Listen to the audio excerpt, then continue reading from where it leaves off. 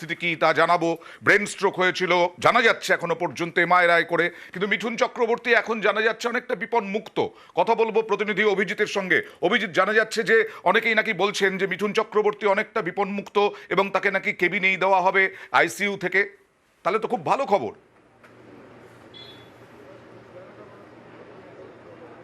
একদমই অয়ন, যেহেতু golden hour, stroke হওয়ার পর যে গোল্ডেন আওয়ার অর্থাৎ 4 ঘন্টার মধ্যে যদি সেই রোগীকে হাসপাতালে নিয়ে যাওয়া হয় ঠিক। তাহলে তাকে অনেকটাই কিন্তু সুস্থ করে তোলা সম্ভব।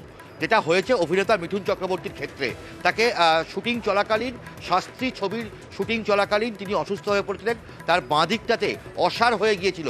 সেই অবস্থায় প্রযোজক তথা অভিনেতা সোহম চক্রবর্তী তাকে গাড়িতে করে সরাসরি এই বাইপাসের এই বেসরকারি হাসপাতালে নিয়ে আসে এবং দ্রুত স্নায়ুরোগ বিশেষজ্ঞরা তাকে পরীক্ষা করেন। তাকে এমআরআই করে দেখা যায় যে তার স্ট্রোক হয়েছে এবং তারপরে তাকে আইসিইউতে রেখে চিকিৎসা শুরু হয়।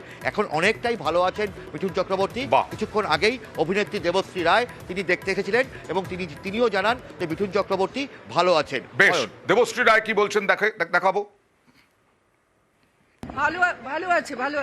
ভালো আছে, কথা বলেছে, মানে স্টেবল, অ্যাবসলিউটলি স্টেবল।